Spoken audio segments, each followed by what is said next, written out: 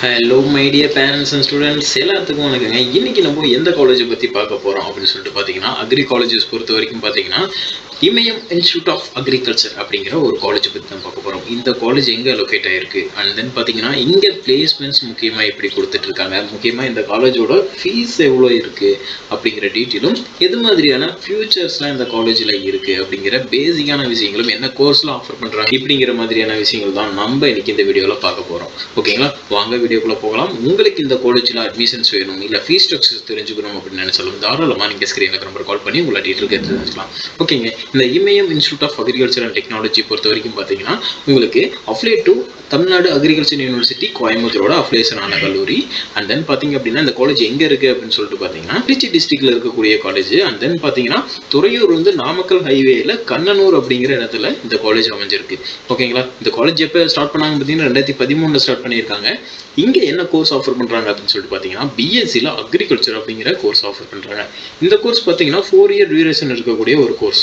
அதோட இந்த கோர்ஸ் படிக்க என்ன எலிஜிபிலிட்டின்னு பார்த்தீங்கன்னா, ஆக்சுவலாக நீங்கள் பார்த்தீங்க அப்படின்னா +2ல் ஒரு மேக்ஸ் ஸ்ட்ரீம் எடுத்து படிச்சிக்கலாம். மேக்ஸ், ஃபிசிக்ஸ், கெமிஸ்ட்ரி, பயாலஜி இப்படி எடுத்து படிச்சிருக்கலாம். இல்லை என்கிட்ட மேக்ஸ் இல்லை சார் அப்படின்னாலும் நீங்கள் ஃபிசிக்ஸ், கெமிஸ்ட்ரி, பயாலஜி, பாட்னி இப்படி எடுத்து நீங்கள் படிச்சிருந்தாலும் இந்த கோர்ஸ் எடுத்து படிக்கலாம். அதாவது ஒரு பயாலஜி, பாட்னி இது மாதிரி ஒரு ஸ்ட்ரீம் சயின்ஸ் ஸ்ட்ரீமில் எடுத்து படிச்சிருக்கணும். இல்லைன்னா ஒரு அக்ரி எடுத்து படிச்சிருந்தீங்களாலும் இந்த கோர்ஸ் எடுத்து நீங்கள் பண்ணலாம்.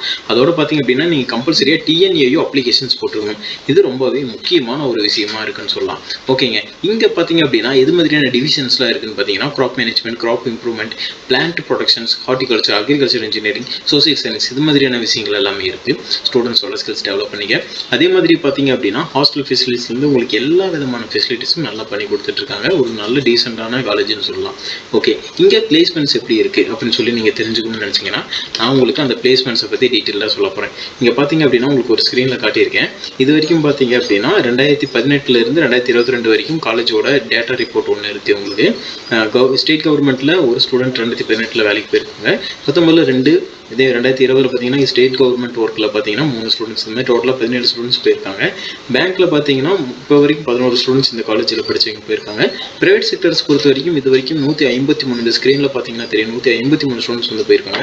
என்டர்பிரனராக பார்த்தீங்கன்னா 102 ஸ்டூடெண்ட்ஸ் போயிருக்காங்க. டோட்டலாக பார்த்தீங்கன்னா இது வரைக்கும் 283 ஸ்டூடெண்ட்ஸ் பிளேஸ்மெண்ட்ஸ் ஆகியிருக்காங்க அப்படின்னு சொல்லியிருக்காங்க.